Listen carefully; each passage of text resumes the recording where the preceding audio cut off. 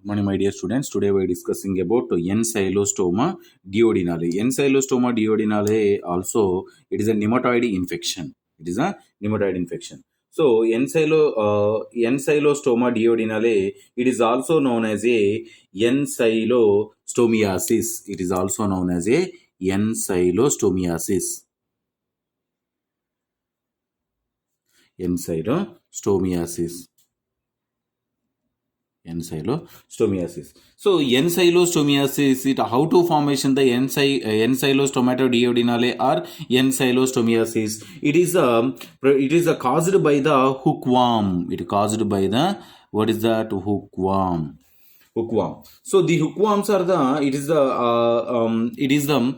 causes the encylostomiasis. So this is the commonly land up with the anemia. The hookworm, it is the how to formation the encylostomiasis with the commonly anemia.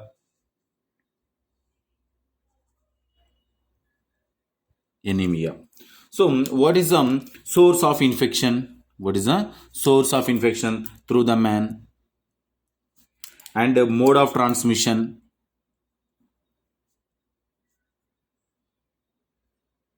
Mode of transmission. So mode of transmission it is through the skin.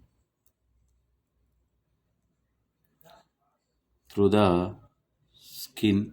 So transmitted through the skin. And the next one, what is the pathophysiology?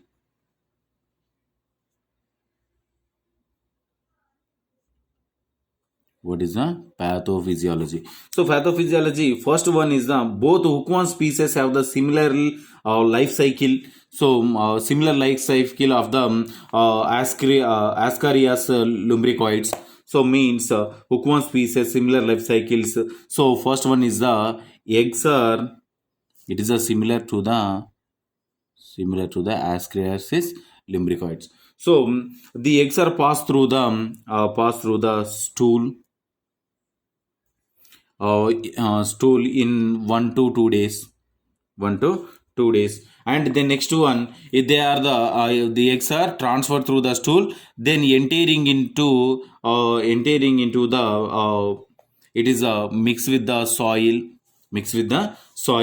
So the soil attached to our foot and finger and entering into mouth, mouth to stomach and lungs and liver, heart and etc. entering in our body. It causes the disease.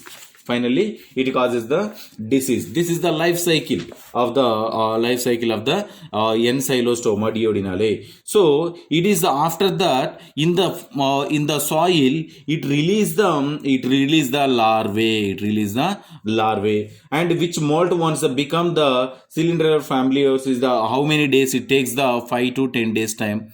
5 to 10 days time. This the larvae survives how many days? How many days? 3 to 4 weeks. 3 to 4 weeks in the environmental condition favorable.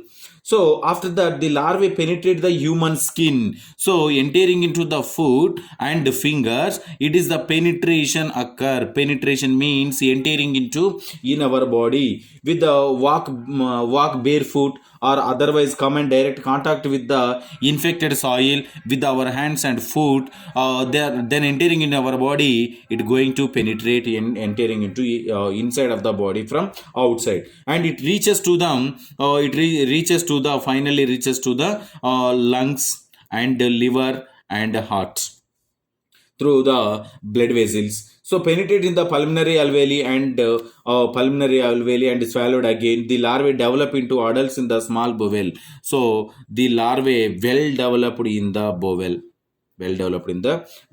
and attached to the abdominal wall and feeding on blood. So this is about the pathophysiology of the Encylostoma duodenale. So what is the signs and symptoms?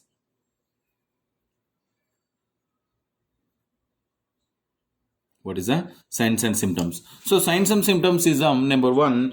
First one is it is first one cough, wheezing, cough, wheezing, and the next one, it is a pain, diarrhea, and weight loss. These type of symptoms are occur, and sometimes a heart failure occur, anemia. These type of activities are signs and symptoms are identified in the infected person. So diagnosis how to diagnosis. So first one is a microscopic examination of stool,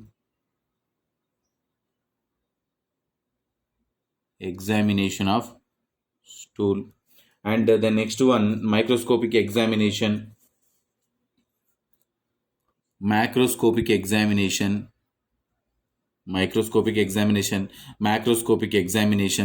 chest x-ray. These are the diagnosis method, means identification of this particular encyclostoma duodenale. And the next one, what is the treatment? So we are using the same medicines like pneumatoid infections, like what are there before we are discussing ascaris lumbricoids. So mebendazole albendazole and mebendazole, these two are the we are using for the treatment of this particular disease. And what is the prevention? Finally, prevention. So what is the prevention? Preventing the unhygienic defections, and avoiding the direct skin contact with the soil.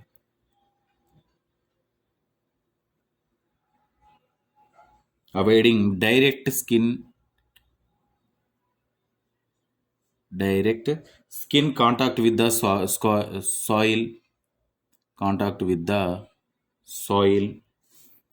Avoiding the direct skin contact with the potentially infected beach sand and other soil. And on the next one, testing the dogs and cats for the hookworms. Any other hookworms are in our pets, so that one is detected. So that is the prevention methods for the acycloma cyclostoma duodenale. If you have any doubts from this topic, tomorrow we will discuss. Thank you.